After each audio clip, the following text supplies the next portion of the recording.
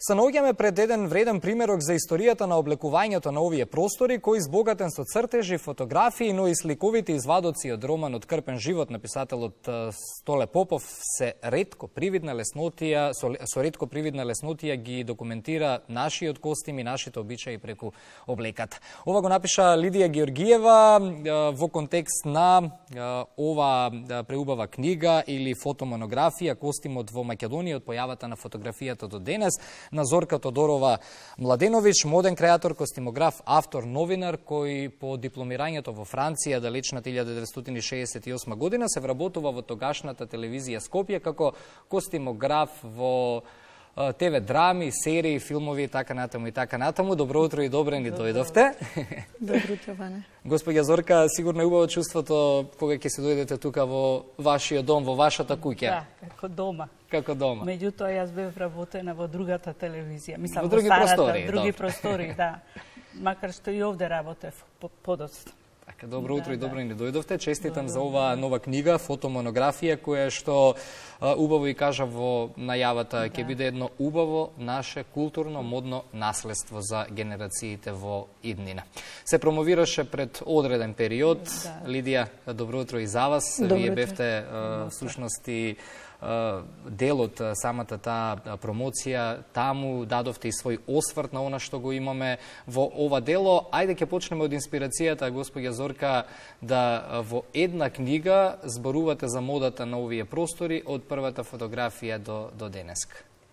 Па, што да кажам, мислам, јас доста ја проучувам историјата на мода и имам веќе напишано историја на модата од праисторија до денеска и натре имаше вметнато нормално дел за нашите простори и облекувањето какво било во подалечни периоди. И бидејќи доста работев на филмови со теми од 19-тиот и 20-тиот век, потоа ги праве воштените фигури во нашите музеи во Македонија. Имав собрано многу голема документација преку фотографии за сите тие периоди. А што се одесува после ослободувањето од 45 година па наваму, на некој начин сум и сведок и учесник во сето тоа што се произведуваше во облекувањето во модата. Така да не ми беше тешко да ги составам сите тие работи, мислам, и да излезе ова дело. Така. Ајде ќе ги споменеме и носиите. Некако ќе се согласите со мене како модни дизајнерки дека денес дел од модата која што ја нарекуваме македонска наша мода, мода на овие простори, е инспирирано тоа како некогаш се облекувале нашите баби и дедовци. Што велат истражувањата? Лидија, можеш ти да кажеш? Па, од моје искуство... Или колку доволно ги користиме тие нешта за да ни бидат денес инспирација? Еве, така ќе го формулирам прашањето. Мислам дека секој дизајнер, без разлика од кој регион на земјата потекнува, подсвесно или свесно го користи своето културно наследство, бидејќи тие се дел од елементите што тој или таа ги гледал кога растел. Така што јас, например, кога се споредував со другите дизајнери во Париз, мислам дека секогаш подсвесно или свесно постоја некои елементи кои што можеа тие да ги идентификуваат. Така да се сложувам со тоа. Како помина промоцијата? Бидејќи сега ги гледаме и фотографиите, тоа бил убав спој сигурно на емоции таму. Па да ви кажам, право беше големо изненадување. Обично на промоција на книга не се собира толку народ. Дојдова пријатели, дојдова соработници, дојдова роднини, дојдова луѓе што ги интересира веројатно таа проблематика. Имаше и модни дизајнери, и новинари. Да, па добро. Имаше од сите професии, студенти, имаше професори, од техното... Луѓе од светот на литературата. Да. Навистина беше... Можам да бидам премногу задоволна, мислам. Споменавме цитати од македонската книжевност, конкретно од романот Крпен живот. Како дојде до тоа да се вметне во целата оваа книга? На Столе Попов ги имам читано сите книги и апропо мислам да кажам дека кога бев трето одделение, јас тогаш пишував, се занесував дека ќе бидам писателка, нели? И Стале Попов ми е некој далеча роднина, живееше во Пролеч, мислам, таа населба. И знам, татко ми ме однесе со сите мои пишувања кај него, да ми ги провери и да ме упати што да работам. Така да врзана сум емотивно со тој човек. А книгите му се прекрасни. Ако некој сака да ја запознае живеачката во 19-тиот, почетокот на 20-тиот век во Македонија, поготово по селата, треба да ги прочита неговите книги. Како се развивала модата на овие простори, македонската мода од појавата на првата фотографија до денеска? Низ истражувањата кои што се правеа за оваа фотомонографија, до какви податоци дојдовте? Прашање да го поставувам и за двете, бидејќи верувам дека во комуникација со Лидија цело време пред и после промоцијата на книгата ги имате одговорите заедно. Лидија, ако сакаш кажи ти, да. Не, јас можам слободно да може кажам, да се надополнувате секако. Видите, затоа книгата е поделена на периоди. Добро. Први костимот фолклорот, што е нашето богатство и нашиот извор на некој начин. И што тие фолклорни костими се биле облека на нашите жени и мажи до некаде 1955 година. Секојдневна зборува. Секојдневно, кога доаѓале они од селата масовно да се вработуваат во големите градови, доаѓале во својата носија. Тек од 55 година, мислам, се развива нашата текстилна индустрија во Македонија. А меѓу двете светски војни, да речеме, имало многу продавници, трговци, кои носеле ткаенини од Европа, а кај нас имало шивачи, што успешно ја пренесувале таа мода европска во Македонија, се разбира во градовите, додека во селата останува фолклорот. Така да не беше, а што се однесува од 45-та година навамо, или да речеме од 60-тите години па навамо, јас сум активен учесник во работењето, мислам, на развивањето на таа мода. Ќе те прекинам тука, затоа што она е премногу скромна. Ние сме малку друга генерација. Значи, Зорка е дел од основоположниците на современата македонска мода. Да се разберем. По едукација има богата едукација не само во Белград, туку и во Париз, и тоа на 2 пати, во еминентни институции, како што се Ардеко, како што е Шамбал Сандикал, тоа се еминентни институции, не се било кој места, и кај експерти и за мода и за костим. Потоа доаѓа кај нас, бидејќи таа во свое време сметала дека е патриотска должност да се врати и да придонесе и да го пренесе тоа што го стекнала како знаење. Имено и мене ми беше професорка на Ликовна академија.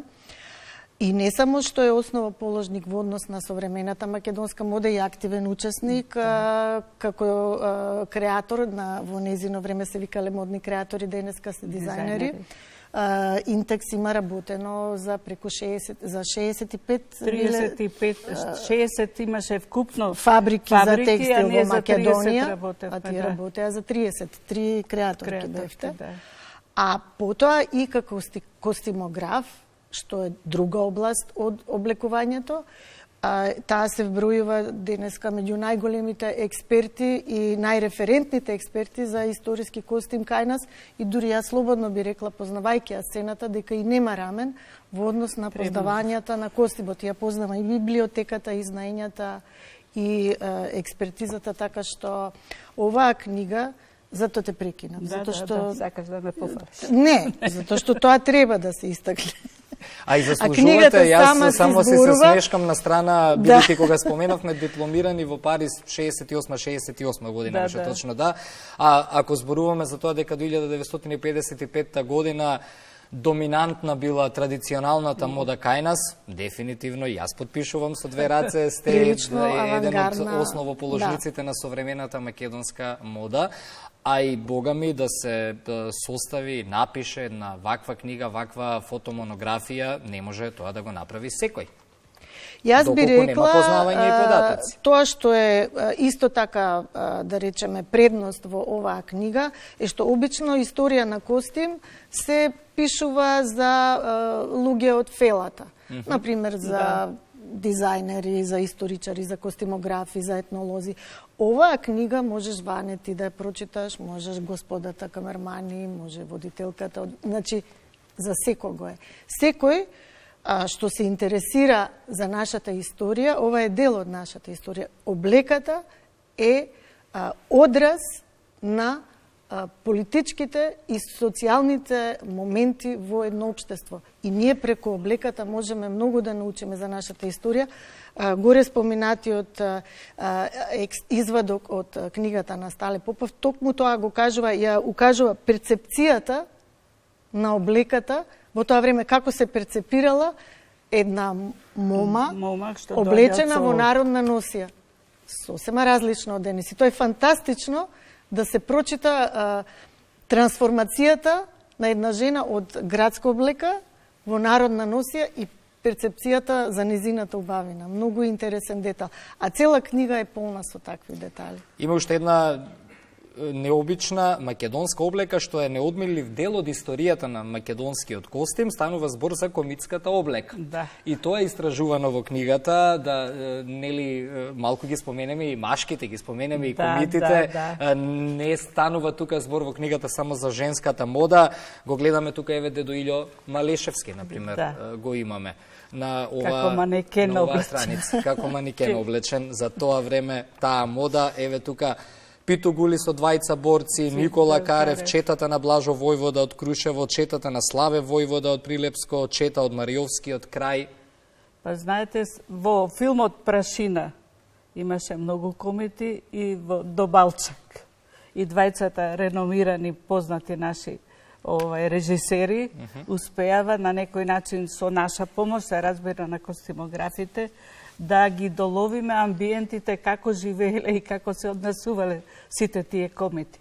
А кога ќе ги погледнете фотографиите, што ги има премногу, ќе можете да се воодушевувате од нивната храброст, првен што имале идеали, оделе, мислам, се бореле за некое поубаво живење на своите фамилии, на својот народ. И кога гледаме некои стари историски филмови и серии, секогаш се прашуваме како знаат луѓево, како некогаш се облекувале, изгледале луѓето, бидејќи немаме толку многу достапни фотографии и видеа. И ете, јас си го добив одговор од костимографите, дефинитивно во една серија се најзаслужните за пренесување на овој дел од историјата. Точно така. Денес. Точно така. За жал само ние немаме. Затоа треба многу познавање да има еден костимограф, тоа се голема да одговорност. Да. Големо познавање, меѓутоа другите, мислам, многу земји имаат и фондуси каде што ги чуваат тие стари облеки. Кај нас тоа не постои, за жал. Така да за секој филм одново се прават нови и нови. И ако не, знаете, мислам, ткаенината која се носела во тој период, кројката која била, начинот на шиењето, не ќе можете да постигнете, мислам, да доловите слика од тие периоди.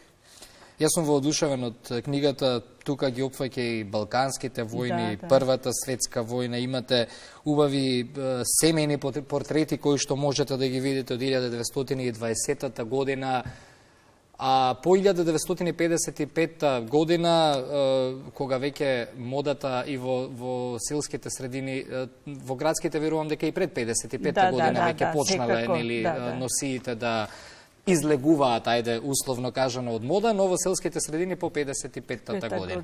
Книгата е веќе во продажба, предпоставам, пуштена после промоцијата. Убаво е ова да се има дома како еден убав историски атлас за македонската и за регионалната мода.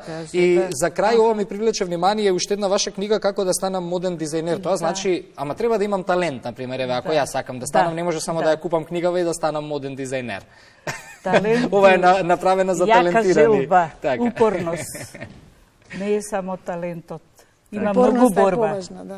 Ви благодарам за гостувањето денес во Македонија Оваа книга е за тебе, Ваня. И ги обележав моментите кои што мене ми се омилени, ќе си видиш зашто. Може да видиме еден момент? Па првиот е од Стале Попов, да. Добро, тоа што го изделевме. Да видам како мојата гостинка мене ме доживува. Добро. Значи, во Бритиш музеум има преку 500 артефакти од нашата народна носија, фантастично реперторирани и сочувани, за разлика од тоа како се сочувани кај нас.